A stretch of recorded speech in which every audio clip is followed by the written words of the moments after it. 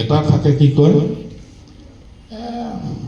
মই আৰু এনেকুৱাই হয় না নহয়, এইটো ঘৰত অৰ্থাৎ সেই মানুহজনৰ কোনো কনফিডেন্স নাই, সেই মানুহজনৰ আত্মবিশ্বাস নাই, হয়নে? এইটোকে কয় ল' চেল্ফ এষ্টিম। অৰ্থাৎ সেই মানুহজনৰ যিটো নিজৰ প্ৰতি যিটো শ্ৰদ্ধা, যিটো ভাল পোৱা একেবাৰে ক'ব, অৰ্থাৎ সেই মানুহজনৰ নিজৰ প্ৰতি কোনো শ্ৰদ্ধাই নাই, নিজকে নিজে হেয় জ্ঞান কৰি আছে। তুমি চোৱা, আৰু এক প্ৰকাৰৰ মানুহ ভাবা তোমালোকে, সেইটো হৈছে কি, যিমান নহয় সিমান বেছি কৰা, হয়নে?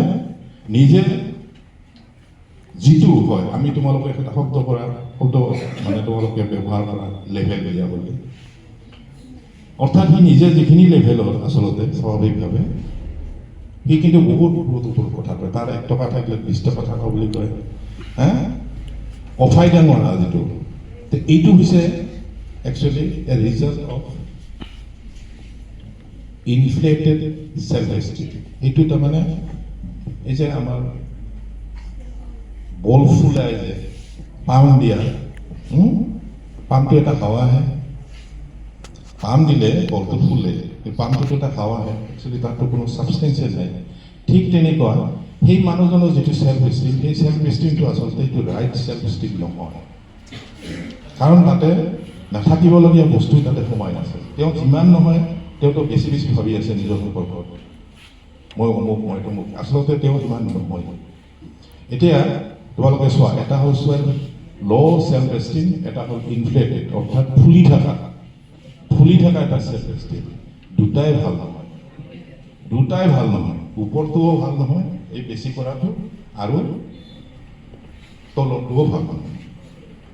গতিকে তোমালোকে, মই যিটো ক'লোঁ ক্লাৰিটি অফ থট, তোমালোকে লজিকেলি চিন্তা কৰি নিজৰ সম্পৰ্কত সচেতন হ'ব চেষ্টা কৰিবা, আৰু সচেতন হৈ তোমালোকে যিটো right level of self esteem, যে তোমালোক আচলতে কি, প্ৰত্যেকে নিজকে তোমালোকে প্ৰশ্ন কৰিবা, মই আচলতে কি, মই আচলতে কোন, হয়নে?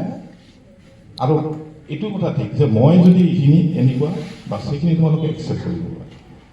এতিয়া তাতে দুটা কথা আহে, ইংলিছত কয় ষ্ট্ৰেংথ এণ্ড উইকনেছ, হয়নে? আমাৰ প্ৰত্যেকৰে কি হয়, কিছুমান আমাৰ ষ্ট্ৰেংথ থাকে, কিছুমান কাম আমি কৰিব পাৰোঁ, কিছুমান কথা আমি জানো, হয়নে? আৰু কিছুমান কাম আমি কৰিব নোৱাৰোঁ, ক্ষমতা নাই সেইটো কৰিব, আৰু কিছুমান কাম আমি নাজানো, হয়নে? কিছুমান কাম আমি কৰিব পাৰোঁ, জানো, কিছুমান কাম আমি কৰিব নাজানো বা নকৰোঁ। এতিয়া এই বস্তুখিনি যেতিয়া তোমালোকে নিজৰ সম্পৰ্কত তোমালোকে প্ৰয়োগ কৰি চাবা, তোমালোকে ভালকৈ প্ৰয়োগ কৰি চাবা যে মোৰ ষ্ট্ৰেংথ কি, মোৰ উইকনেছ কি, তোমালোকে ভালকৈ নিজকে নিজে চাবা।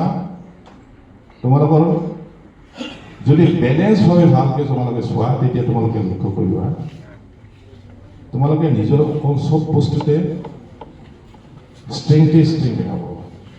তোমালোকে ভাবিবা মই চব জানো, কিন্তু নহয়। সেইটো যিটো তুমি জানা, যিটো তুমি কৰিব পাৰা, তুমি সেইটো ষ্ট্ৰেংথ বুলি ভাবিবা, যিটো তুমি নাজানা সেইটো তুমি উইকনেছ বুলি ভাবিবা।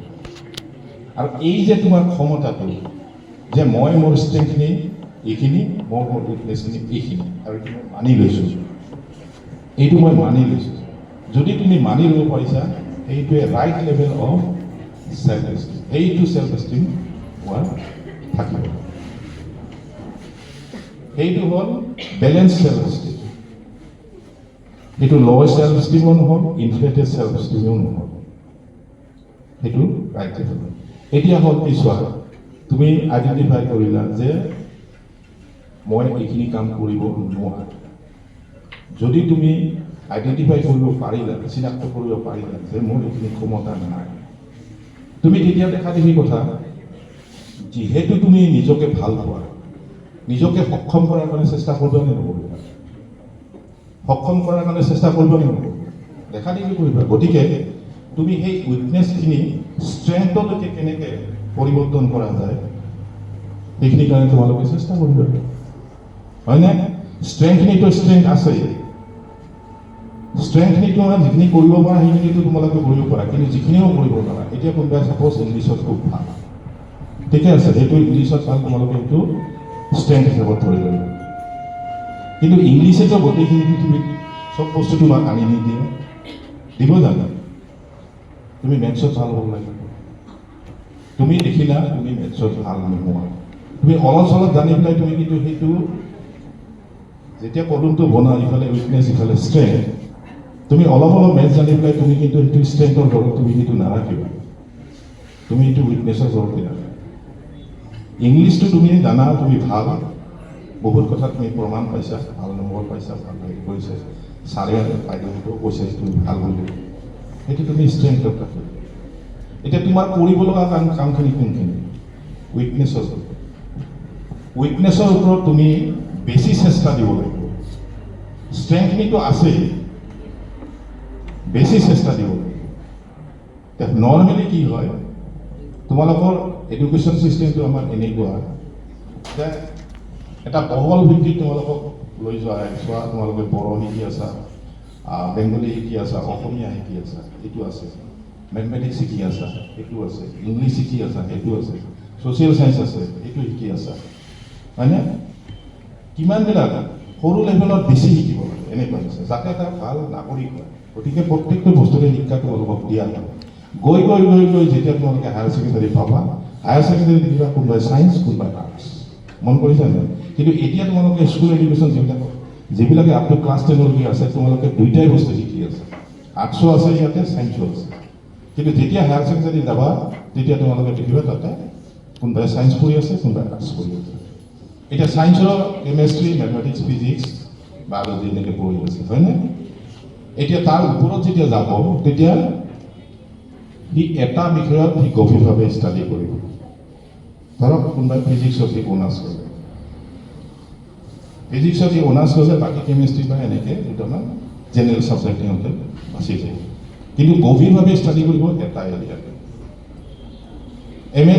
এম এছ চিত যেতিয়া যাব, তেতিয়া অকল সি যদি অনাৰ্ছ কৰিছে কেমেষ্ট্ৰিত, সি অকল কেমেষ্ট্ৰিয়ে পঢ়িব, অকল কেমেষ্ট্ৰি, কোনো ফিজিক্স নাই, তাতে কোনো মেথমেটিক্স নাই, কোনো হেৰি নাই। আকৌ যেতিয়া PhD কৰিব যাব, এটা সেই কেমেষ্ট্ৰিৰ ভিতৰত এটা পাৰ্টিকুলাৰ এটা সৰু এৰিয়াৰ ওপৰত কাম কৰিব, কিন্তু সেইটো তাৰ গভীৰতা বহুত বেছি, বহুত বেছি। অৰ্থাৎ আমাৰ চিষ্টেমটোৱে এনেকুৱা যে আমি প্ৰথমে এটা বহল ক্ষেত্ৰৰ পৰা আৰম্ভ কৰোঁ, লাহে লাহে লাহে লাহে লাহে সৰু ক্ষেত্ৰত সোমাই যাওঁ, কিন্তু এই ক্ষেত্ৰবিলাক সৰু হোৱাৰ লগে লগে আমাৰ কিন্তু গভীৰতা পাই যায়। এতিয়া আমি আহোঁ ষ্ট্ৰেংথৰ ওপৰত। এতিয়া তোমালোকৰ স্কুল এডুকেশ্যনৰ কাৰণে, ভাল নম্বৰৰ কাৰণে বা ভাল এটা নাগৰিক হোৱাৰ কাৰণে প্ৰত্যেকটো ছাবজেক্টে তোমালোকে ভালকৈ পঢ়িব লাগিব।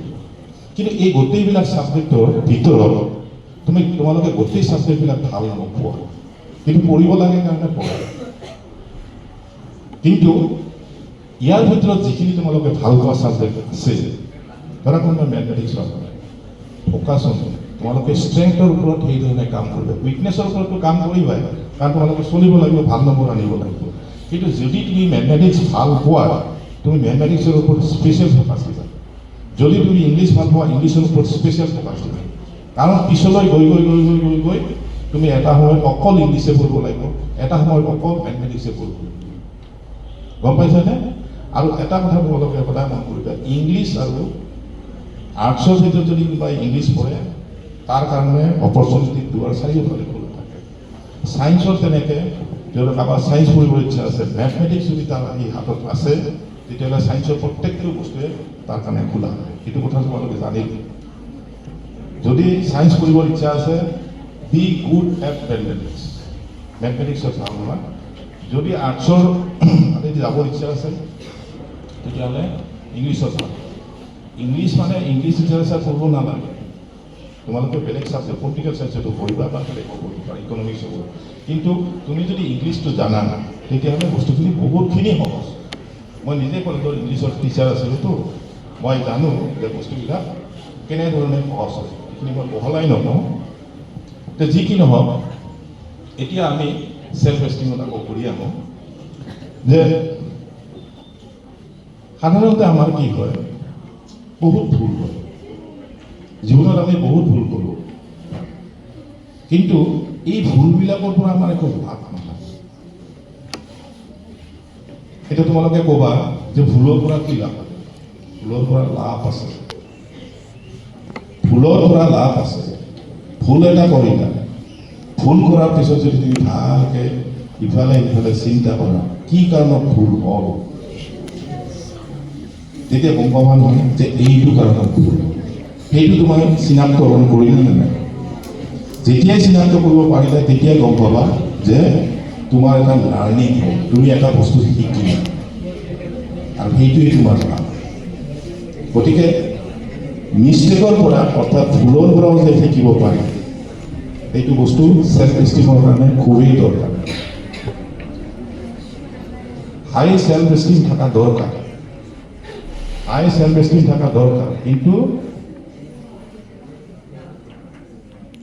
এইটো নহয় যে হাই চেল্ফ এষ্টিম থাকিলে ভুল নহ'ব ভুল হ'ব কিন্তু হাই চেল্ফ এষ্টিম যাৰ আছে এই মানুহবিলাকে ভুলৰ পৰা শিকনি মই যোৱা বছৰ